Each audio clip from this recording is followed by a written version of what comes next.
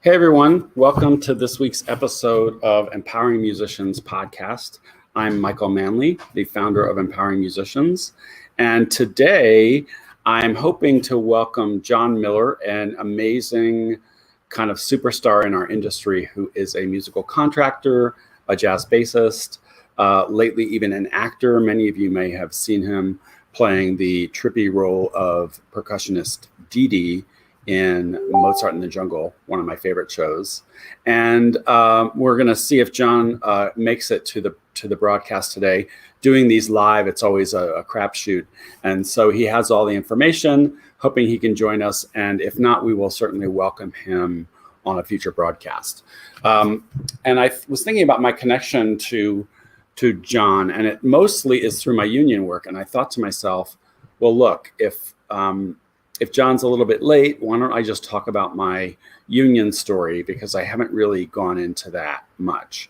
And in my first podcast, many of you will recall that I did go into my musical journey, which involved overcoming injury, which was almost career ending. And I haven't really talked about what my story is as far as how I got involved in labor advocacy and my union, the American Federation of Musicians. So this really goes back to a very fortunate early career opportunity I had with a group called the New York City Opera National Company. Now, I was fortunate in that I won this job at a young age. It was a seasonal tour. Every winter we would go out and play one opera all over the country.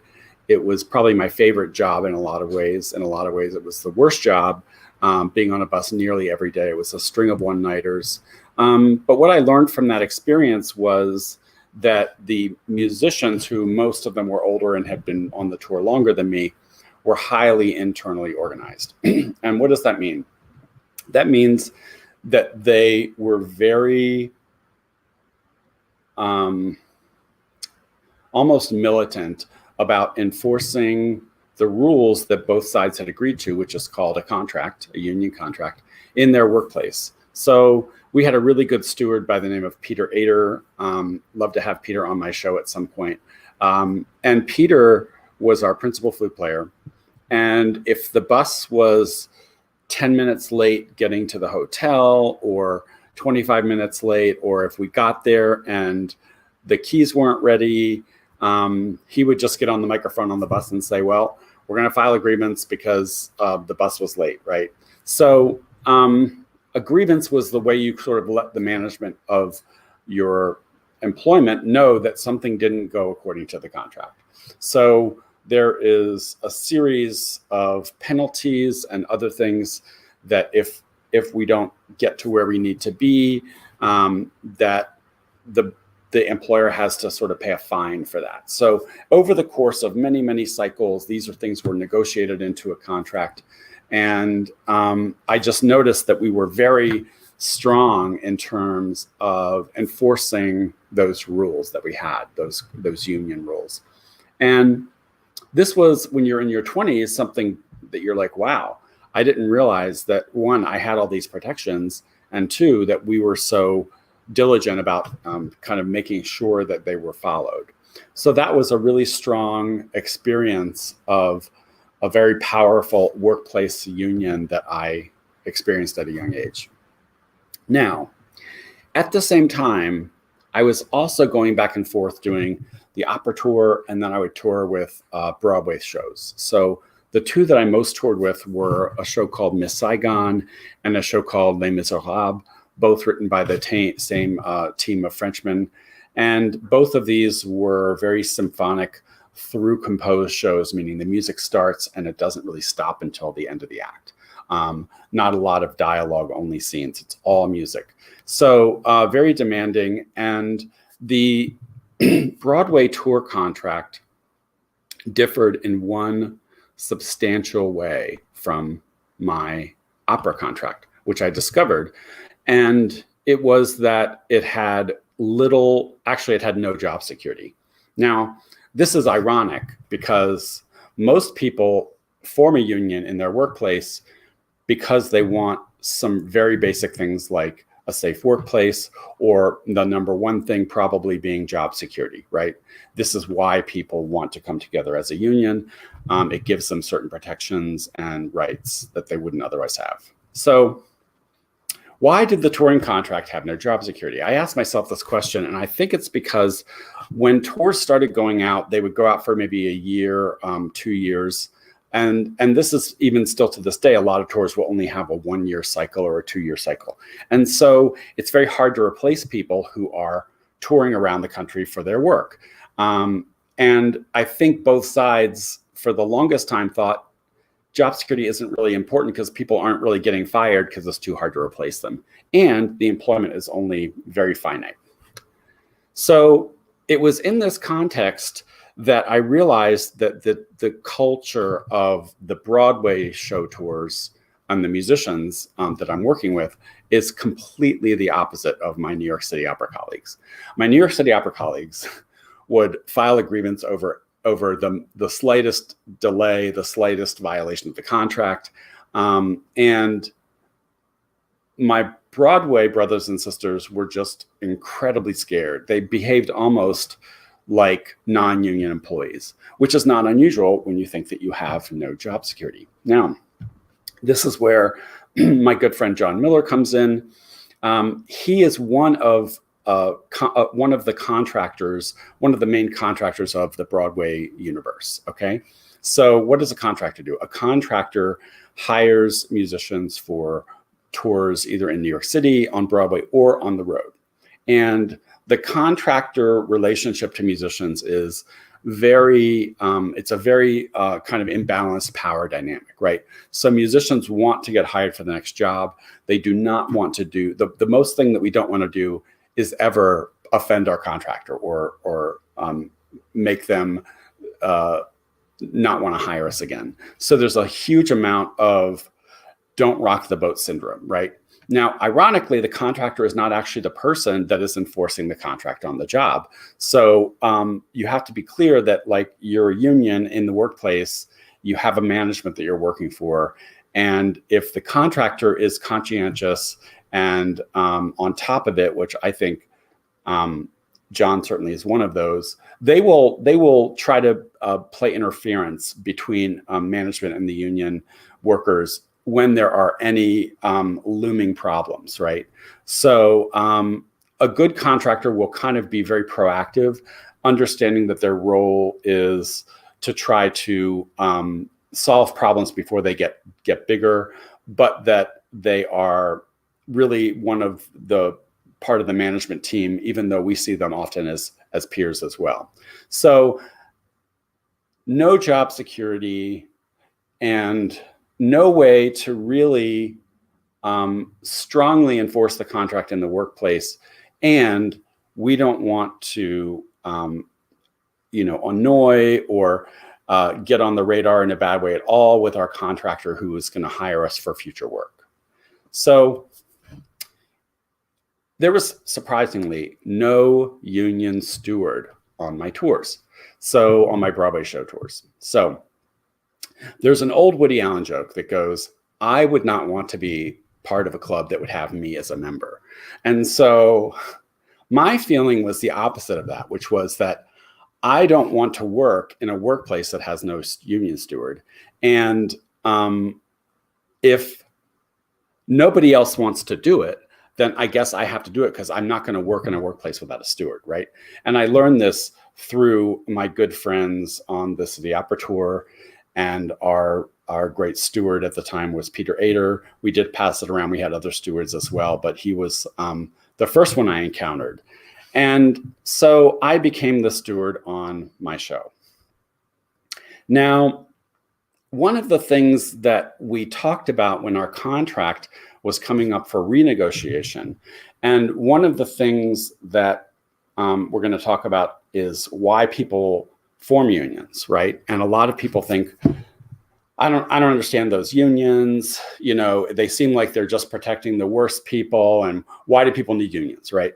Well, I will tell you, one of the things that people want a union for is that they have a voice in their workplace. I don't care how well you think a non-union employer treats you, and some of them do treat their people fairly well. I think Costco pays something like $16 an hour, $15 an hour. That decision is made solely by Costco.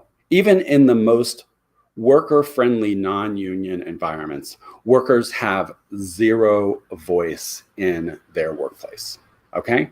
So the biggest thing people form unions for is that they have a voice in their workplace. What does this mean?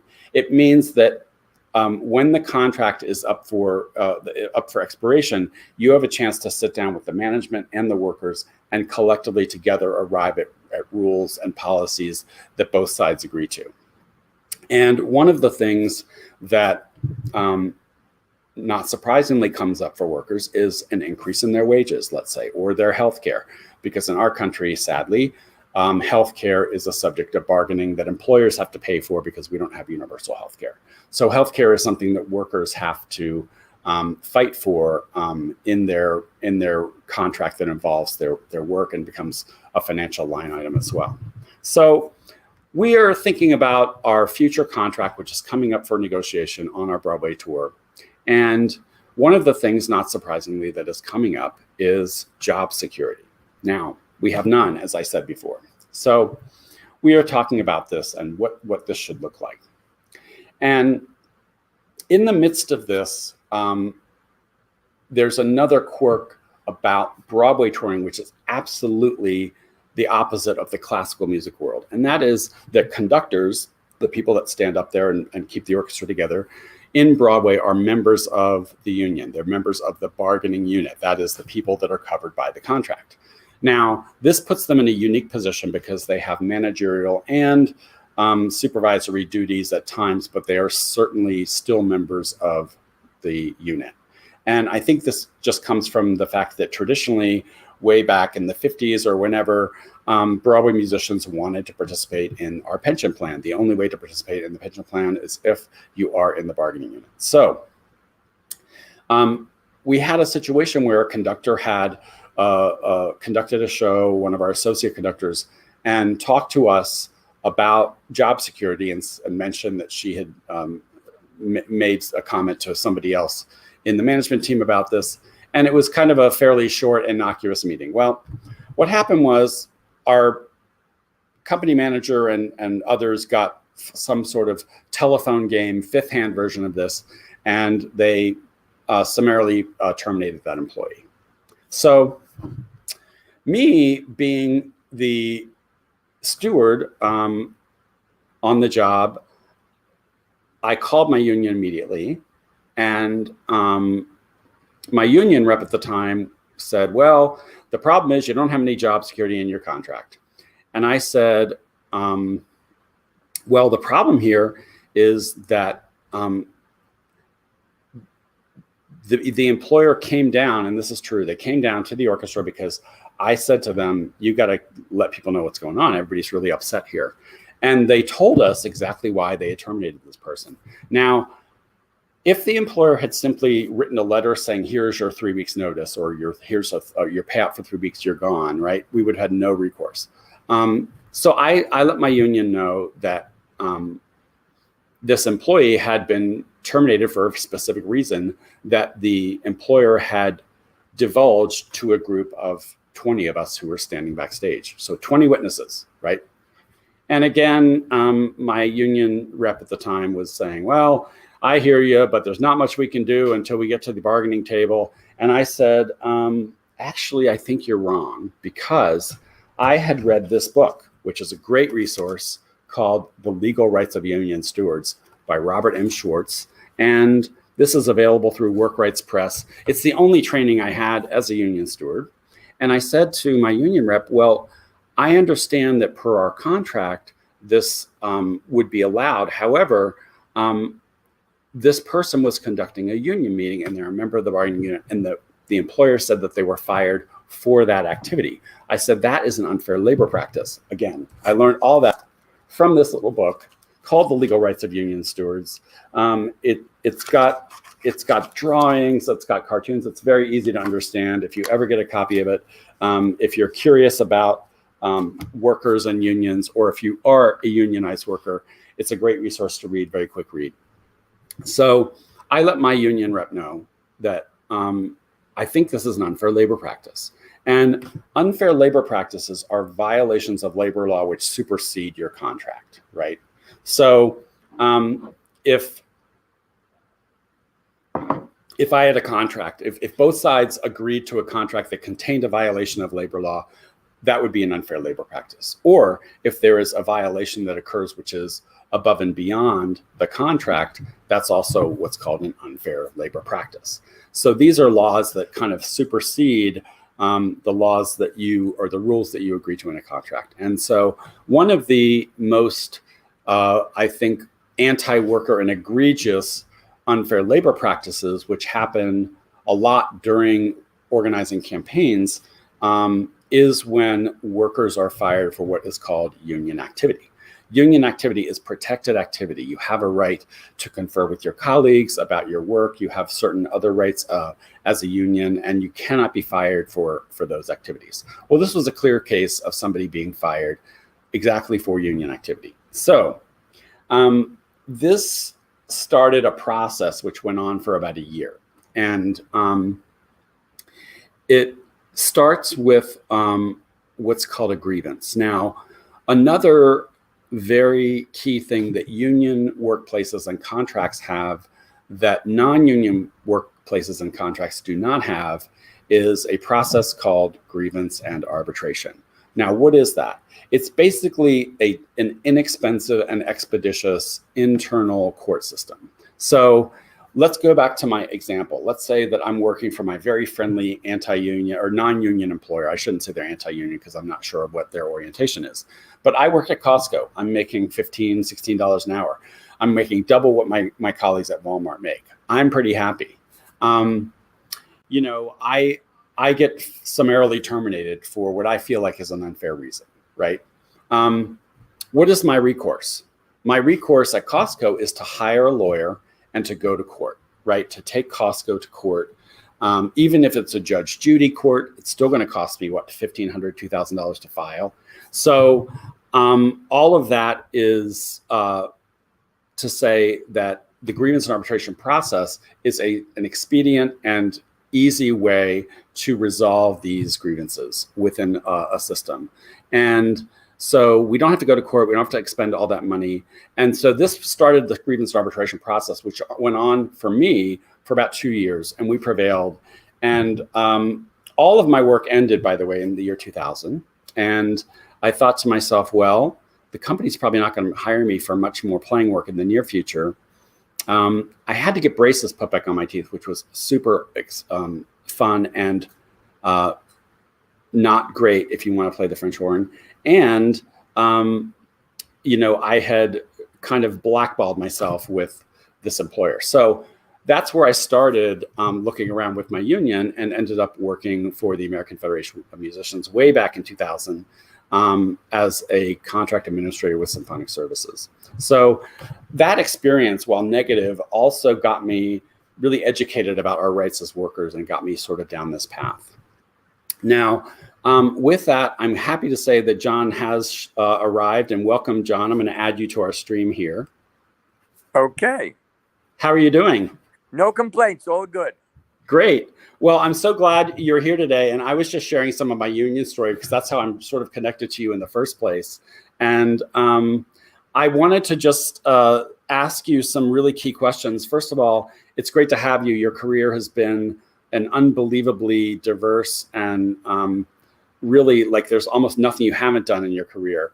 And so you're a jazz bassist. You're also a musical contractor and lately even an actor.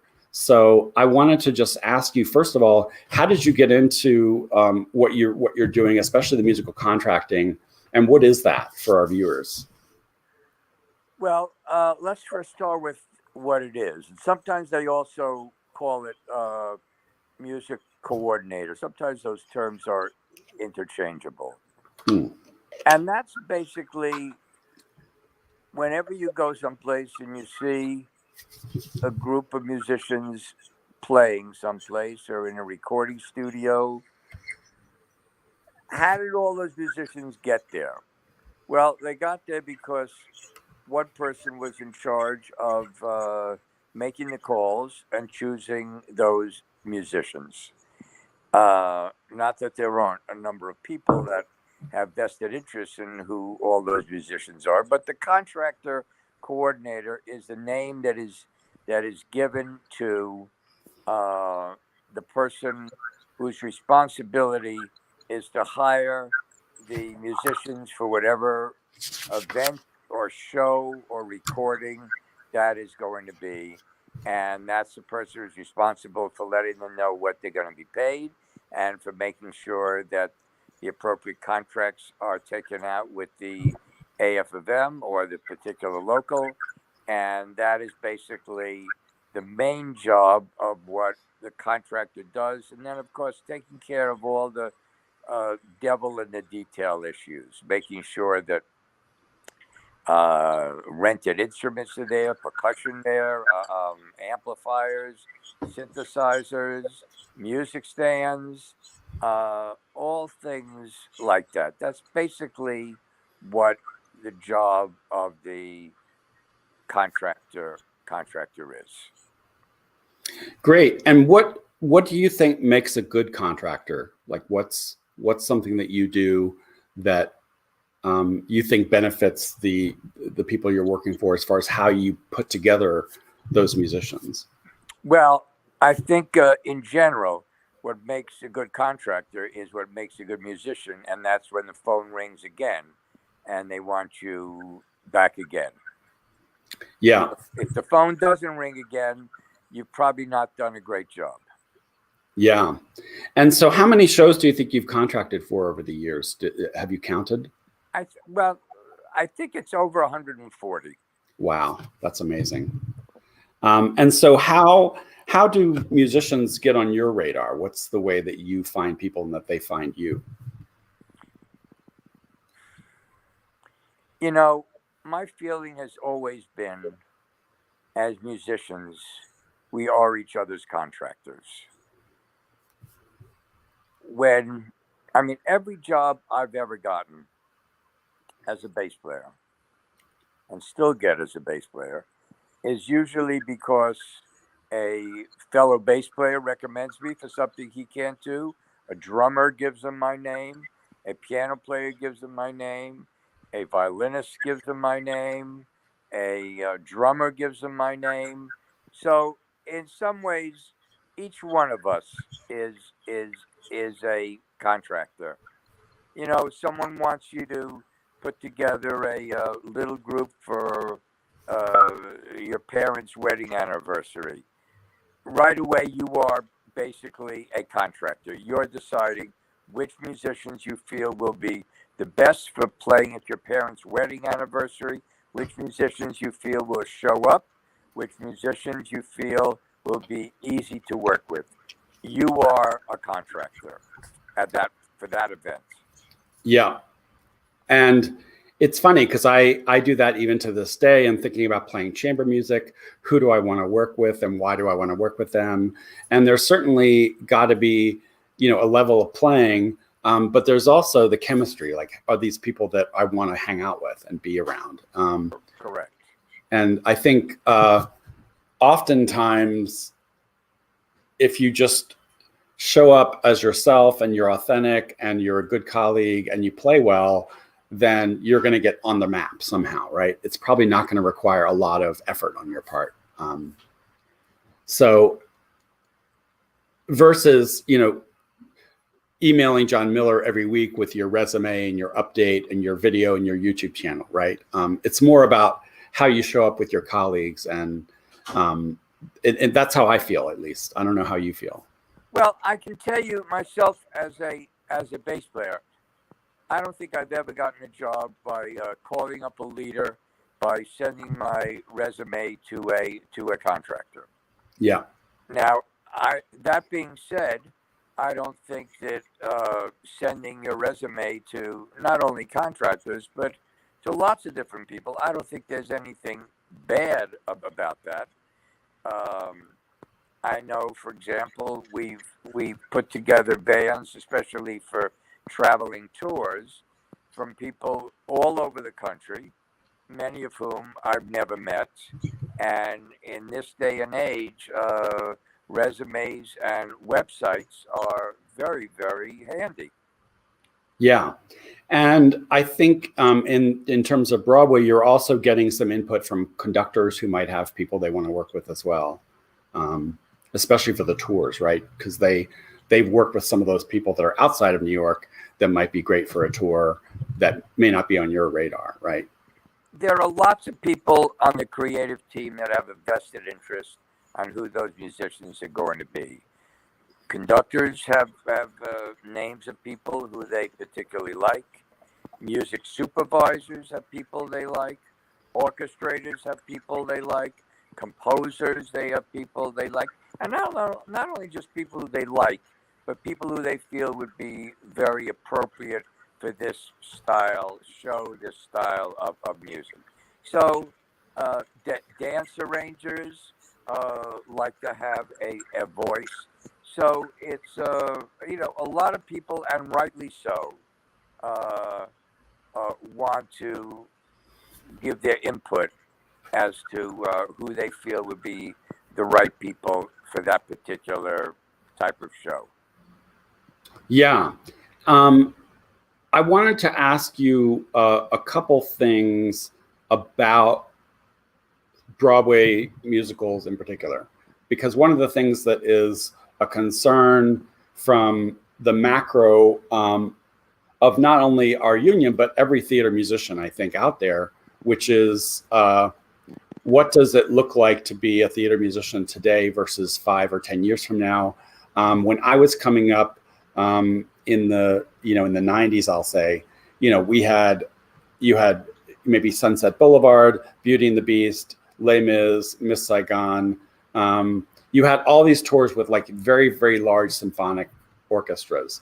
And what we've seen is that the numbers are going down, and they're probably not going up. And I just wondered, what have you noticed over the course of your career in terms of the changing landscape of, whether it's the impact of technology or otherwise on the theater musician, and where do you see us going?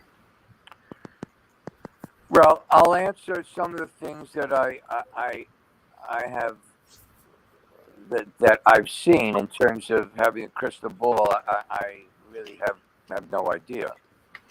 But clearly, the advent of synthesizers and the whole electronic world, computers, sampling, all that stuff, clearly that has played a major part for all shows these days, certainly for Broadway shows and for Broadway tours.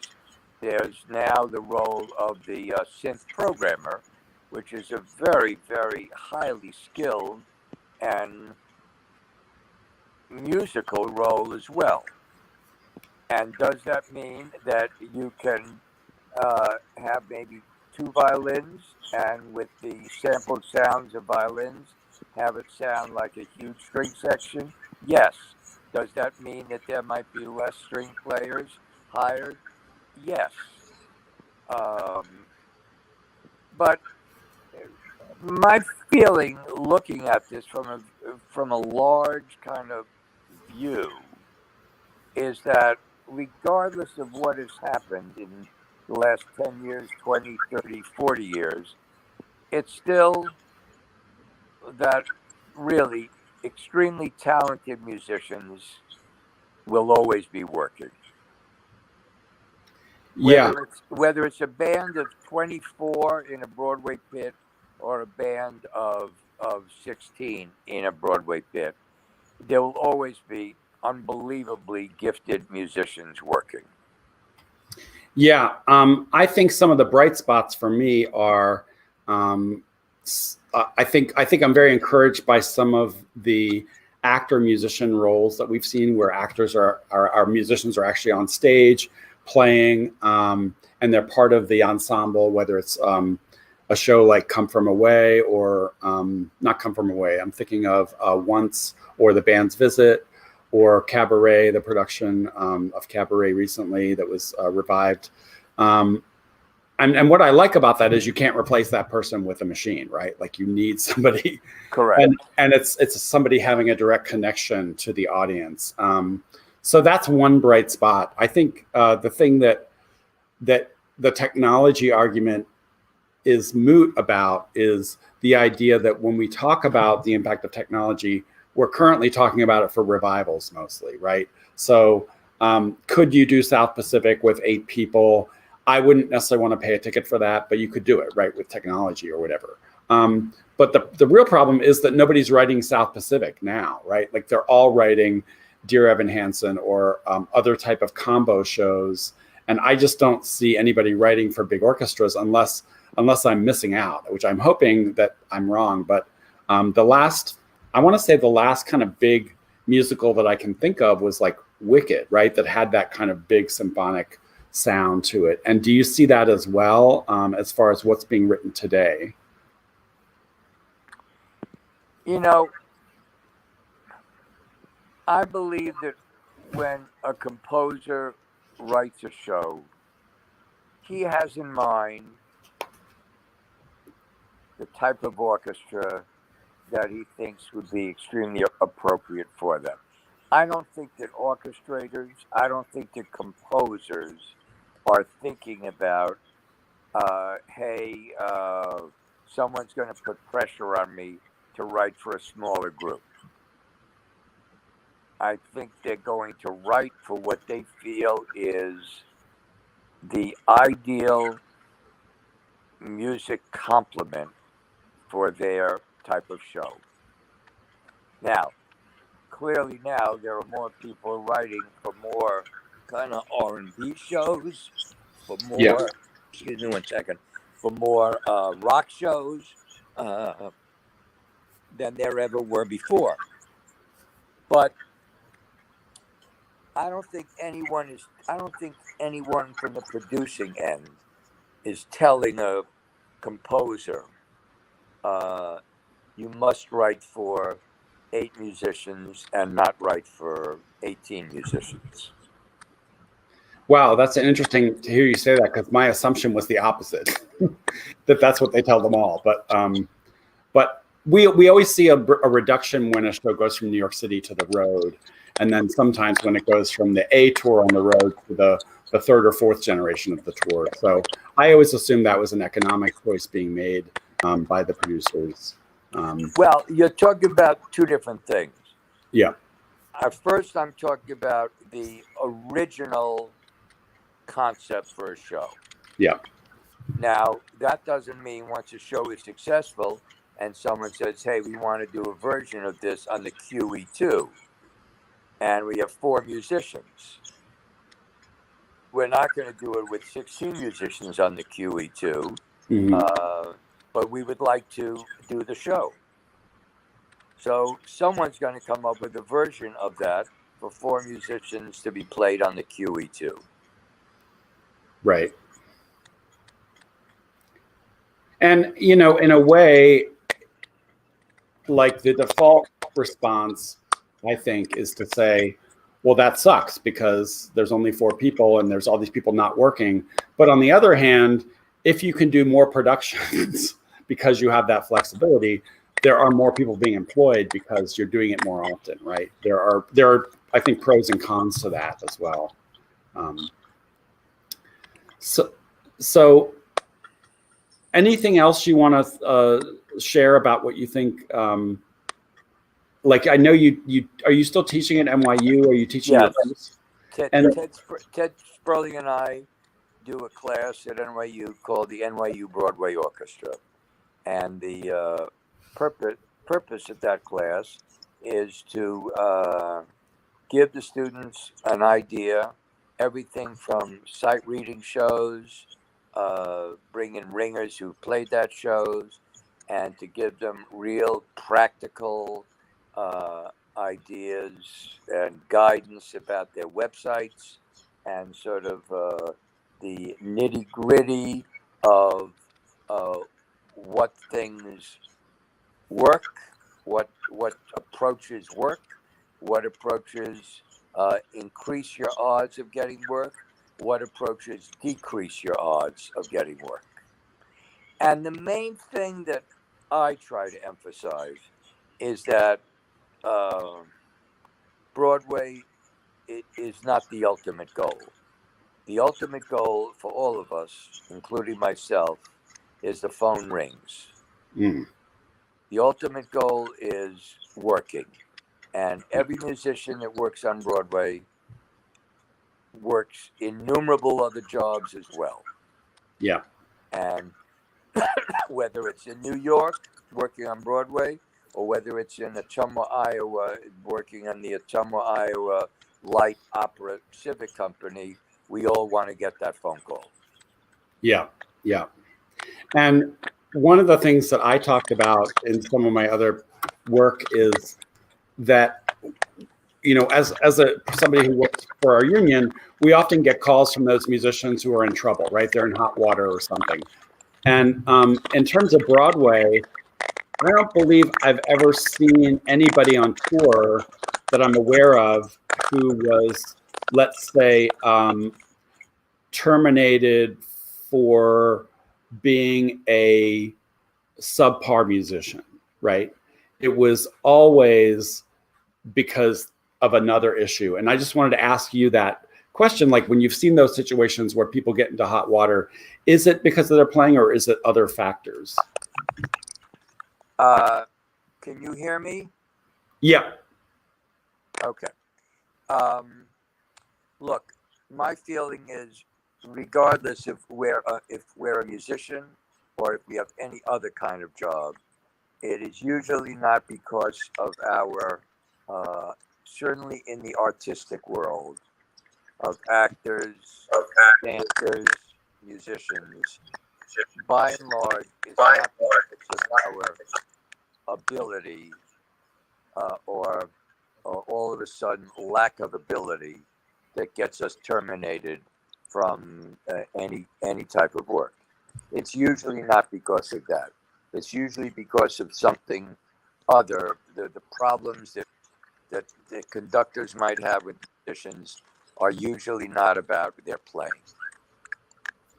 Yeah, it's almost always like interpersonal stuff. And I always try to tell people it's as important to be a good colleague as it is to be a good musician. And what does that mean, you know? You know, there's a wonderful conductor I know who there was a period that he wasn't working, and then he turned his world around, and he said, piano player conductor, he said it was his fingers that got him the job, but it was his mouth that got him fired. Wow, that's great. I like that. But he learned from it. That's great. We're getting a little bit of feedback from your mic there. I'm not sure what's going on, but I did want to talk to you about one last thing, which is your work on doing another type of contracting, which is side musician contracting, which you did very successfully for a long-running show called Mozart in the Jungle. And in fact, you actually worked on that show as an actor. So how did that all come about? And what was your experience like on Mozart in the Jungle? Well, first of all, I did no contracting of any sort for Mozart in the Jungle. Okay. No, I was hired simply as an actor. To play the role of Didi, the percussionist drug dealer in the orchestra. And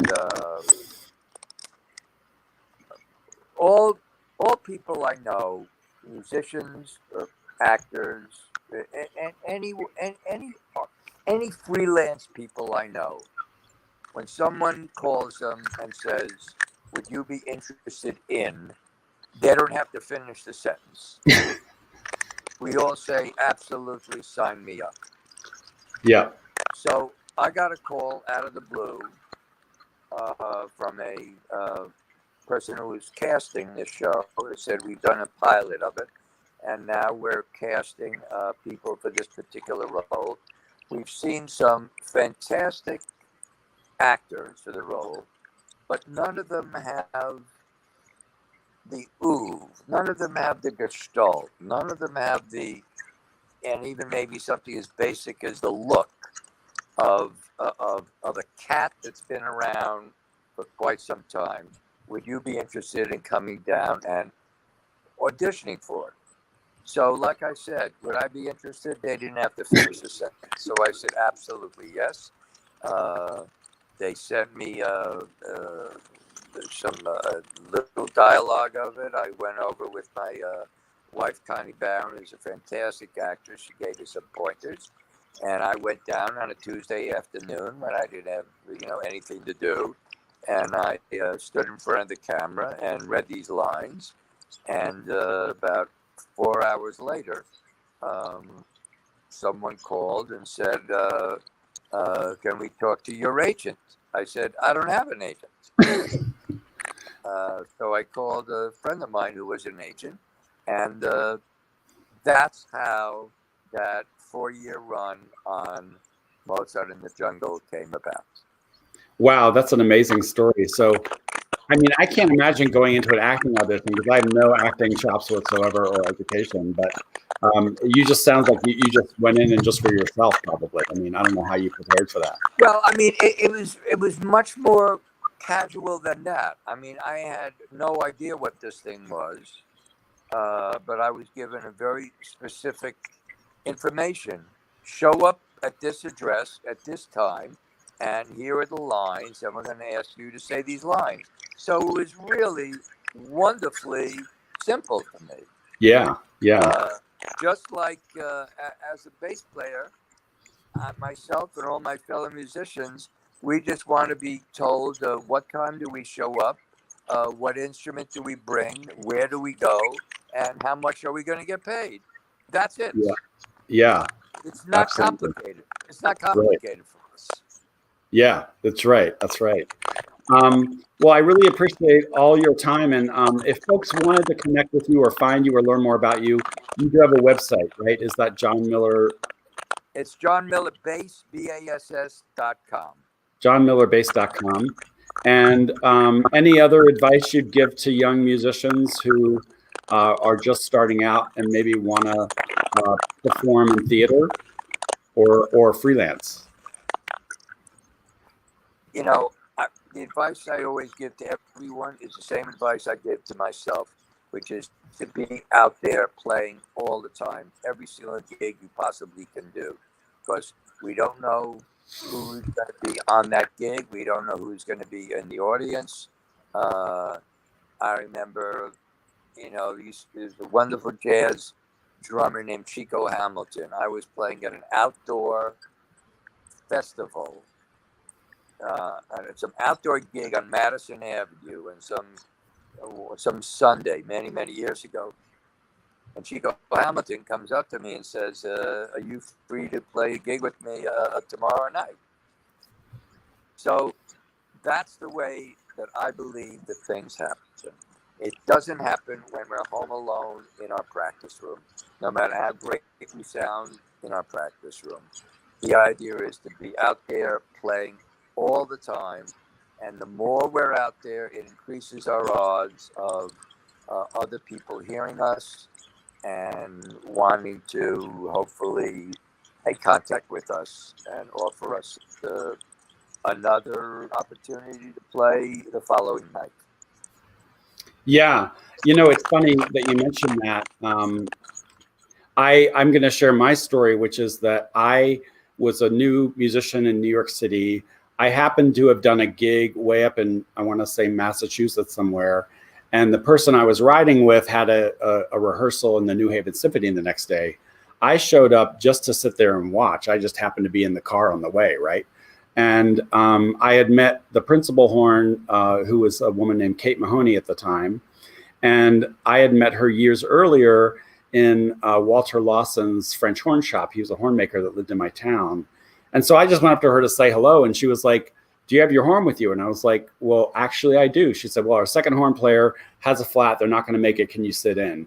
And I literally just on the fly sat in on a rehearsal that I had no plans to sit in on, just because I was there at the right time. And that proved to be like transformative in terms of she hired me to sub on my first Broadway show, which was The Secret Garden. And it just led to so many things. So I think you're right about showing up and just being there. You never know what's going to happen. You know, years ago, I always tell this story, which is a very, very reassuring story for all of us. There was a Broadway show called Fosse. And in Fosse, we had a lead trumpet player, a jazz trumpet player, and a utility trumpet player on Broadway. For the tour, I think we had one trumpet player who was a jazz guy as well as the lead guy, and we picked up one other local player.